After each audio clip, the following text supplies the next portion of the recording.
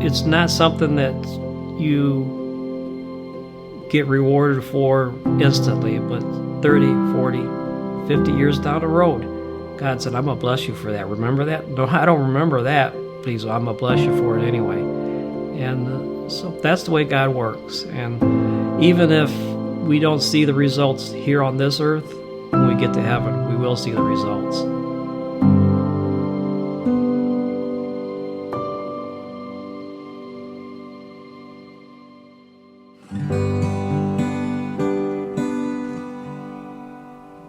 I've been in the bus ministry for 44 years. I was a bus kid.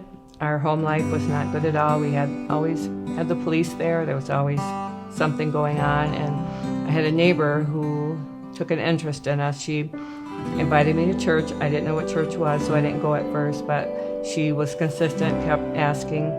And she said that we will have donuts on the bus Sunday, so I rode the bus for a donut. Been in the ministry ever since. I don't regret anything that happened growing up because it's taught me to love those kids. I know what they go through. I've been in the bus ministry now for 47 years.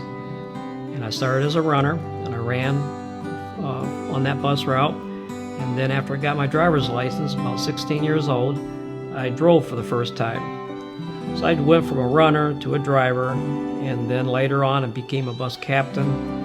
And then several years later, I became the bus director at Emmanuel Baptist Church.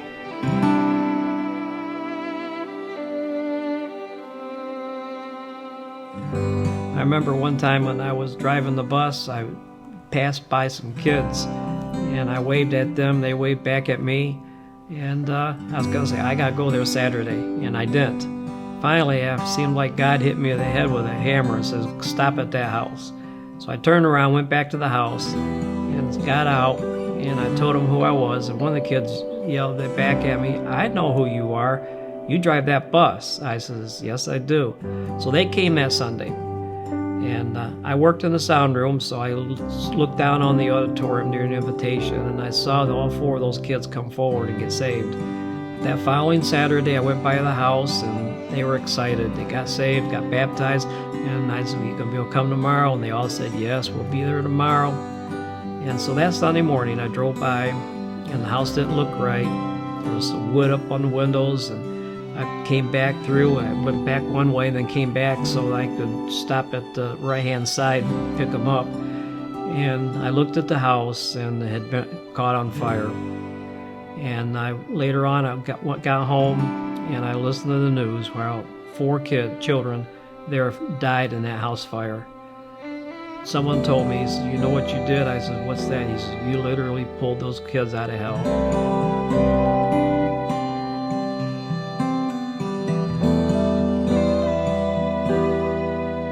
Sometimes we have things happen that we don't plan, and that can throw you a huge curve.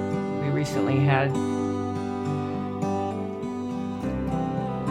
something very tragic happen, that we lost someone very close to us. Devastating, and you just don't know how you're going to get up and go. But you have to know that God doesn't make mistakes, and that you keep going because that's the right thing to do.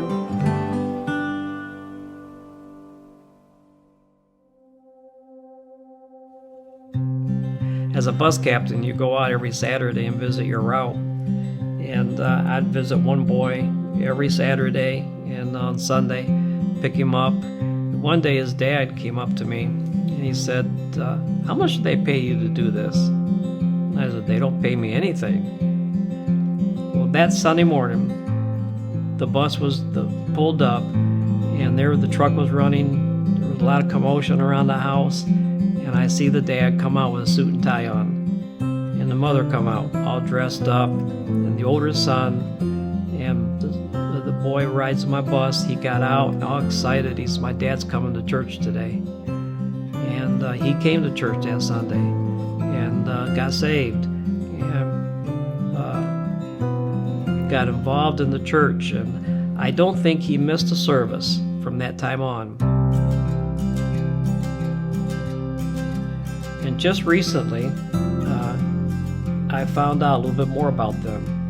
How when the two boys moved out, one of them moved to Houston, Texas, and the other was in Canton, Michigan. And the one in Canton, Michigan started working on a bus, and he said that someone asked him how he knew how to do that. He says, I watched Brother Lindsay. The other one moved to Houston, Texas, and I found out that he became a deacon at a church there, was a soul winner. I'll never be in Houston, Texas, but our ministry from the bus route went all the way to Houston, Texas. And it's blessings like that that keep you going, keep you involved in the ministry, because you just don't know. 40 years later, I find out how that these guys are still serving the Lord, still going to church, and had no idea that all that was going on. So God has this, and He knows what He's doing, and that's why He's given us this great commission to go out and to win the lost, baptizing, and train them.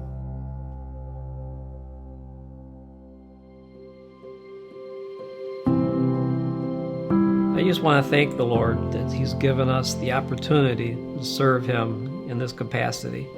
It's not always been easy. I've had health issues, but for the most part, we've been healthy, and God's blessed us. But we're not going to be here forever. We need younger people to step in and say, I'm going to do my part to keep the bus ministry alive and thriving, because it's not something that you get rewarded for instantly, but 30, 40, 50 years down the road, God said, I'm going to bless you for that. Remember that? No, I don't remember that. Please, I'm going to bless you for it anyway.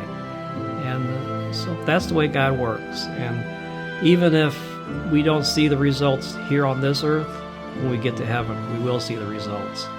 And we need young people to step up and say, I'm going to take over and do the job.